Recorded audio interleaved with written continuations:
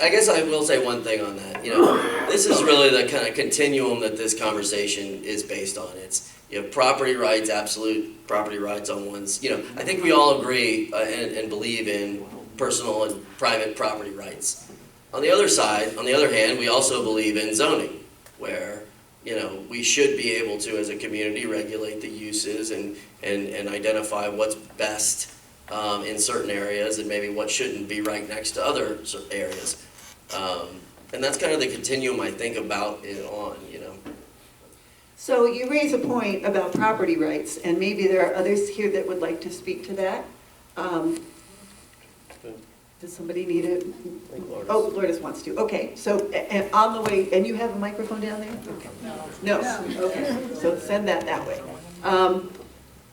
And the question about property rights is, we have two sides of the coin on property rights. We have people who feel that it is their right to, once they own the property, to do whatever they choose with it. The people who are next to said property who feel that they bought in a residential neighborhood with the expectation of having a quiet residential community and suddenly find themselves in a different situation.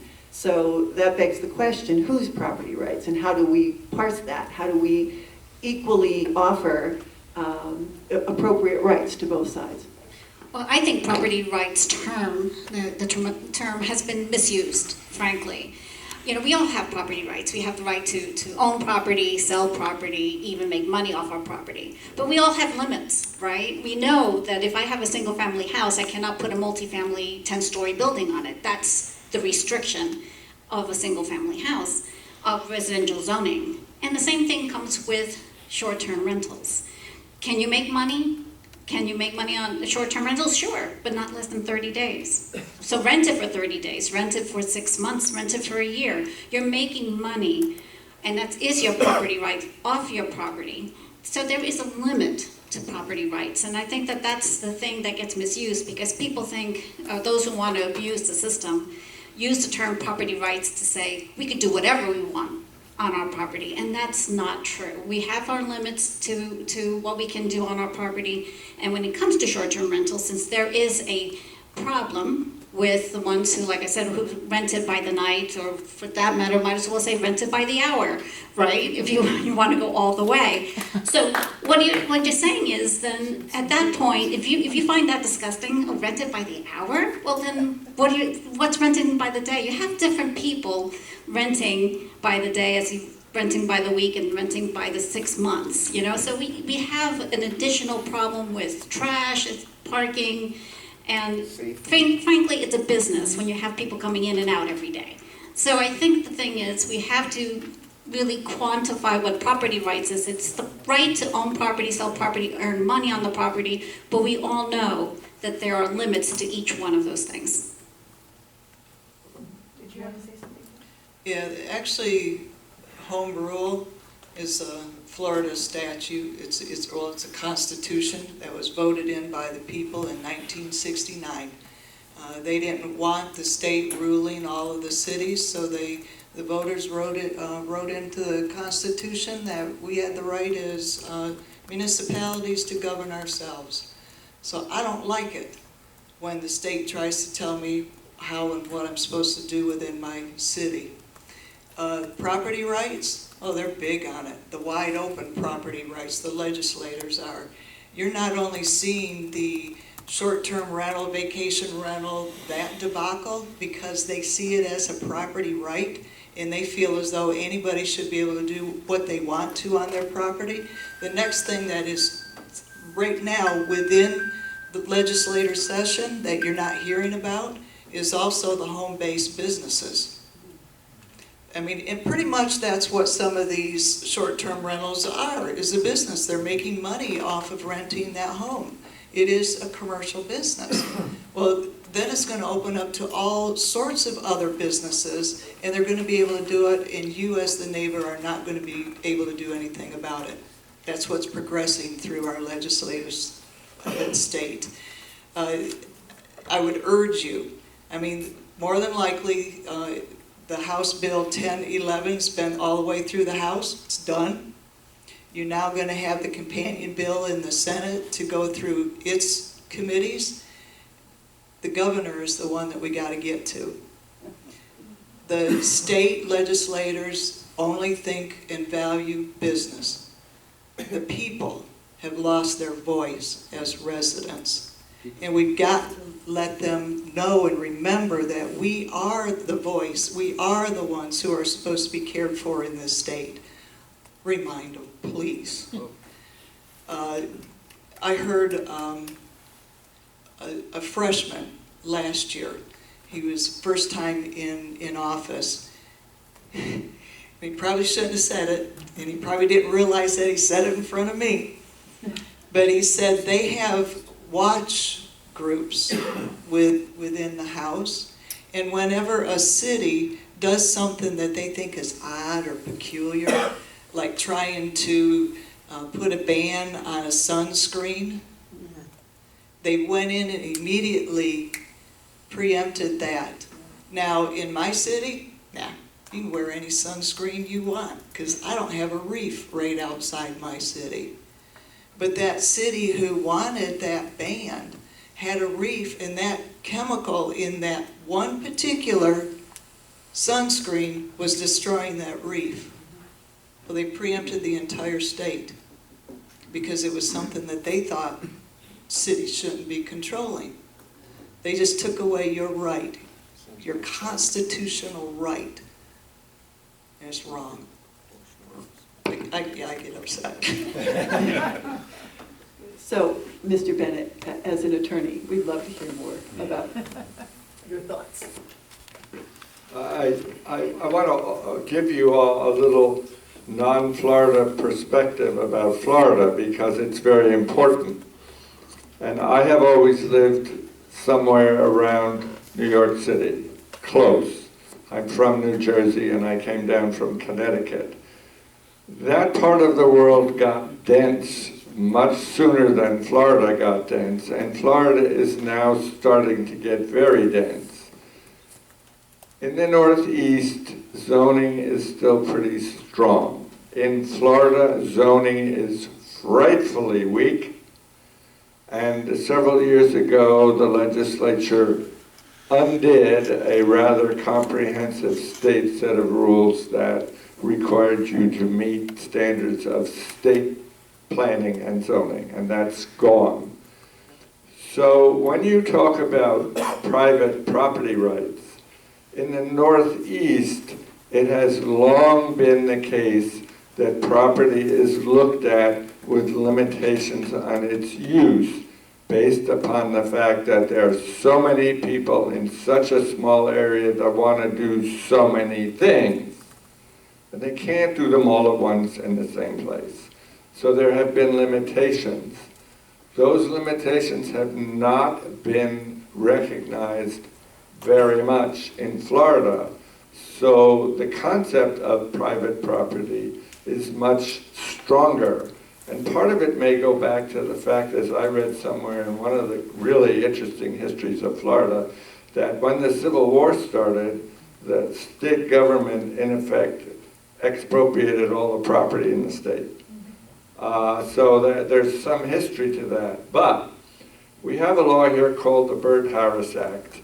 And it, in effect, is sort of, in concept, a high noon type of property act that, in effect, says that if your use of your property is in any way impaired, you can get recompense from the government or an individual even who's impairing that right.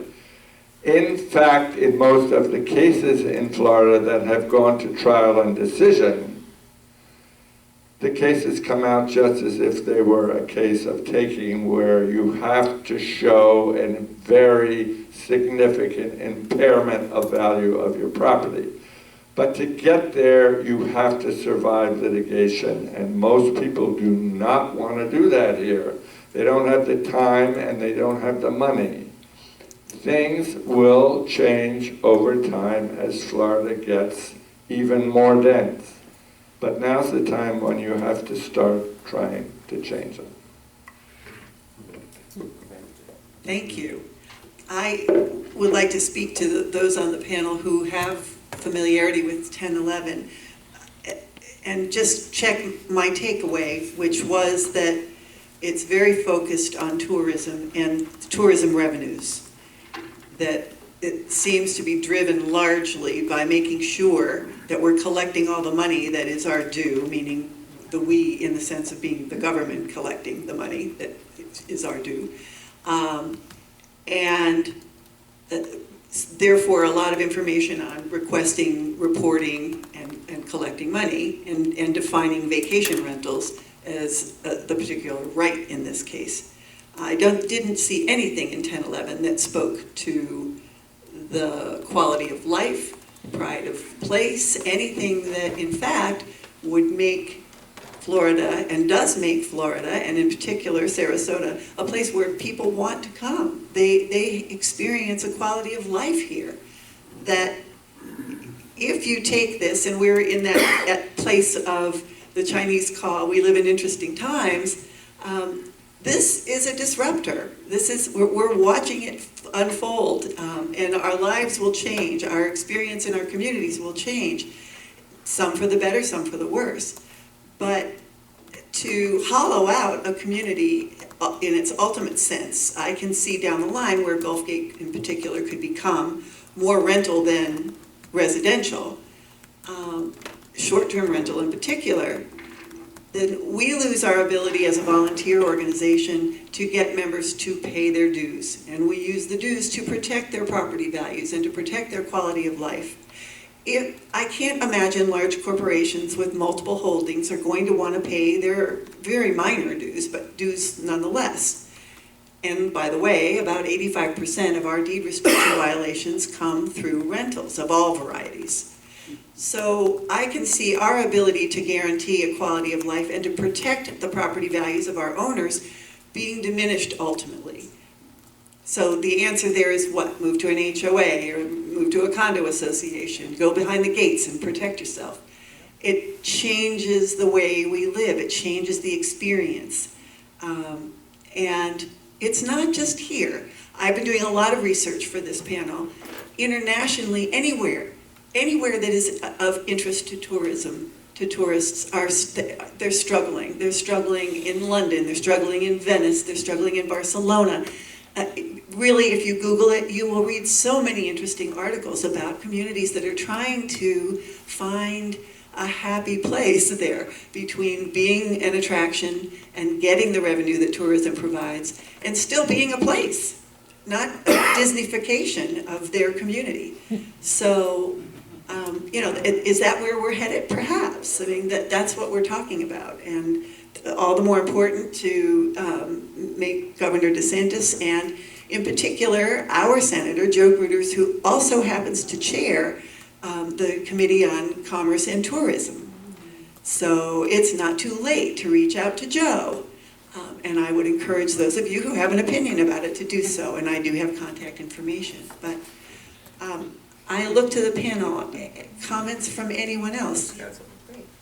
Yeah, I just wanted to add one thing. Commissioner Brody has brought this up kind of at the City Commission before too, is even with the preemption in place, there are some cities in Florida that have tried to attempt some kind of, different ways of kind of regulating these in new ways that doesn't run afoul of the preemption. Because specifically the preemption is for, vacation rentals as defined. And so when we were distinguishing between vacation rentals and home sharing, the City of Orlando, for example, created a home sharing ordinance that was specifically created a certain number of regulations for doing these kinds of rentals. So you can rent for less than 30 days, any amount, but the rented out portion of the home, has to take up less than half of the total number of bedrooms in the house. The host has to be present when guests are there, and you also have to register your property with the city. So basically, if you're being a nuisance, in a sense, you could have your license revoked in a sense.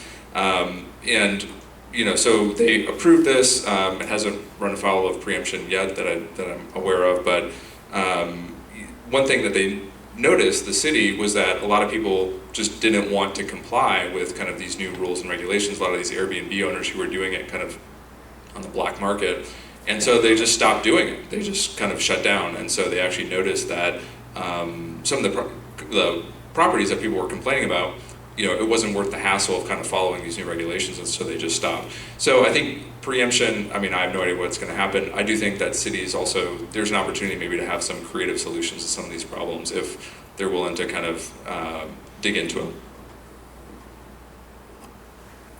Great. Lourdes, you mentioned that you had some perspective as speaking as in your relationship with the Republican Party and League of Women Voters. Was there something else that you wanted to speak to? Yes. There's no question that our governments are pretty greedy. They're tax addicts, and that's what they're all about. It's not just the fact that they want to collect tourist tax, because do you know of the top 5 employers in Sarasota County? Most of them are government. You got Sarasota County government, you got the school board, you got the Sarasota Memorial Hospital, then you got the city of Sarasota, or is it the city of Northport, who are high employers. That's a business. That's the business Sarasota County is in government services. But it's more than just losing or gaining on what they think is going to be tourism tax. It's the losing of the homestead of all these homes, and then they can get more taxes.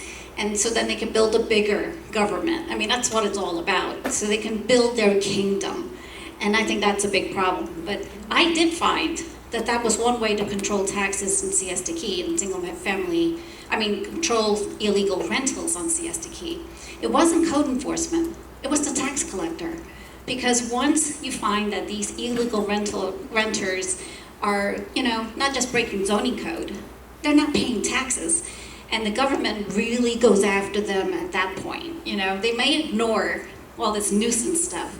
You're not paying taxes, they're on it.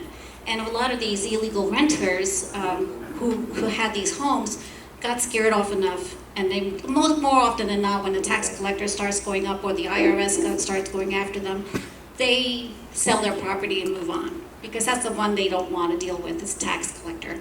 So I find that very effective. When I start putting together a complaint and I gather the information and I do give it a code enforcement, I always copy the tax collector and the IRS.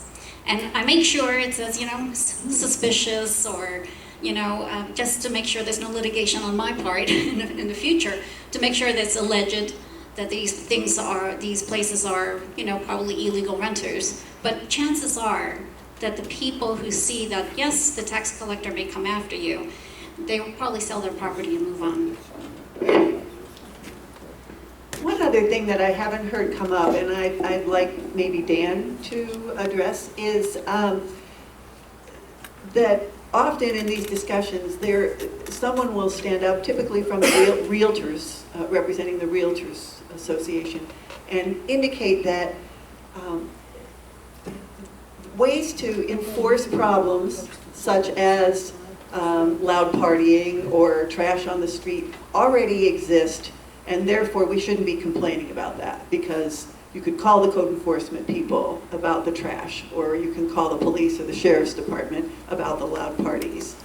And so that is kind of a refrain that comes in from a different angle. Do you want to speak to that? Well, there was a house near me that there were 3 houses down, yet the music coming from that house rattled my garage door. That's how loud it was. And I called the sheriff's office and had them come out, and those people challenged the sheriff's deputy. So you got to think about, the sheriff's office has enough to do with the violent offenders, and you're putting their lives at risk because you don't know who are renting these houses by the night. And these boys who were getting together thought they would go a little cocky and go after the sheriff's deputy, but he was tougher, of course, and he had a gun, so he won. But still, he told me that they had dared to challenge him when he told them to lower the music. So it's not just as easy as going there and saying, okay, lower your music, and they will pay attention. You don't know what risk you're putting them in as well. I think it's a problem. I think to say that the code enforcement is a little specious in that they're not police, they're not available 24/7, and they're not going to come out. They don't come out on demand. They don't function like law enforcement. So that needs to be a clear situation. Maybe it's beholden on us governmentally if we're going to provide more and more rights in these kinds of situations, to also be providing more and more personnel to enforce what is in place to protect everyone's property rights. Melanie, can Dan address that issue of code enforcement, please? Sure. So we have, I think I'm going to take a step back to kind of segue into this. We were really talking about property rights, and whose property rights? Is it your property right to have, to live safe from nuisances from your neighbors, or is it your neighbor's property rights to do, with their property what they're allowed to do? The majority of the property rights are laid out in different municipalities' zoning regulations, the land development regulations. So, what is allowed in a residential single-family 3, for example, may be completely different than a residential multifamily 5, right? So you can have different uses and all that. The different uses and aspects of this, what's going on, the activity, whether or not the land use is permitted or not, that's a zoning issue. So that's where code enforcement would come in. But code enforcement officers do not have police powers. They can't barge through the front door. They can't peek around the back. They're very limited. However, some of the other issues that we're speaking of, these nuisance issues, if you will, these noise violations, trash left out, things like that, those are in the Sarasota City Code, and code enforcement doesn't enforce that. The police department does enforce that. But that's where occasionally, just being on the member of the city and staff, I hear cursory comments about things going on, but when we look into our actual complaint data to see if complaints have been made, there have been no complaints. So that's where it comes back to call the city, let them know what's going on. Don't be scared to speak up. Let us know if you have concerns or if you think something may be going on that's not allowed. But we are also limited, and we can't just go after everybody when there's an upset neighbor, right? We can't just barge in. So the county, my understanding is the county has a little different approach, and that's some of the things that I'm taking as a member of the city. I'll be taking back is some of the things the county may be willing to do with their code enforcement officers, asking certain questions, things like that. Perhaps that's something we do or don't want to do. But it's that open dialogue that meetings like this and this collective discussion really helps open up, because just like Commissioner Brody said, we're being superseded at the local level. The zoning code is big for a reason, because it's protectionary. When the state legislator just reduces home rule, the zoning code is just being reduced down. And like you spoke about the coral reef problems, and whether or not you're near the water, every community has such unique problems. We're not going to find a collective answer. But I do think it's very important that you recognize that your property rights are in your Unified Land Development Regulations, your zoning codes, and to really learn what your zoning code already limits, because it may not have a specific term like vacation rental, or we may not say in there hotel house. But that doesn't mean that you can't figure out what it is through the language that's already there. We talked about the preempting, things like that. The city of Sarasota defines household living back before 2011, so my understanding is, depending on how things play out, that definition would remain, and that definition is pretty solid. So that's kind of my take on this stuff. Your property rights in your local level, and I just want to reiterate, please contact the state, because they need to hear from us locally. So that's a great segue into what I promised I would end with before we take any questions. But I said that I would try to leave associations with some guidance as to what they can do in circumstances that require attention. And hopefully you've gleaned a lot of it, but to review a lot of what we've talked about, and this was a really good segue. First of all, and I apologize, Sandra Legay is director of the code enforcement for the county. I think I said she was supervisor. Made the point that association boards should make an effort. She stressed friendly and outgoing effort to get to know the code enforcement officer assigned to your community. They have a territory. They work a territory. And it won't be just your association, it'll be larger than that, but when you encourage residents, or when they know on their own, to report something at the county level on cclickfix.com, that actually is a clearinghouse that is not owned by the city or the county. That is a private company that provides that service. They intake the complaints, they direct it to the county. So that's an important distinction. Once it goes to the county, in particular with short-term rentals, they will say, got it, they'll acknowledge it on cclickfix, and then it may be closed. And I know my residents are distressed about that because they think, wait, they didn't do anything. It's closed at the cclickfix location that is not Sarasota. They're saying, all right, it's been assigned to the appropriate party to investigate, we can close this now. It resides with your code enforcement officer to see it through. So on that basis, it benefits you to get to know that code enforcement officer, to partner with you in addressing these things, because it is a long and painful process to address the ones that are problems.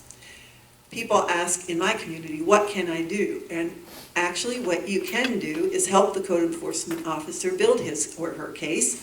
And in that case, it can be as simple as documenting different cars that show up on every second, third day, once a week in our case, and license plates. Where are they coming from? So it's circumstantial, but it helps make the case that the property is being used on a short-term rental basis. If you find the listing in VRBO or Airbnb, capture that, and you can help your code enforcement officer by providing that information as well. So those are things that you can do. If you are a condo or an HOA, as you've heard as part of this discussion already, take a look at your declaration and bylaws and see if that you need to, as a community, make some decisions about what is the common will of your owners, and make those changes, amend your documents. I touched on it earlier. Seek the support of your local government to encourage if code enforcement folks are overburdened, because this is not the only issue they're out there chasing. Do we need to be providing more funding and manning those areas more robustly? If they want support, we can do that. As associations, we can speak to that. And I go back, it's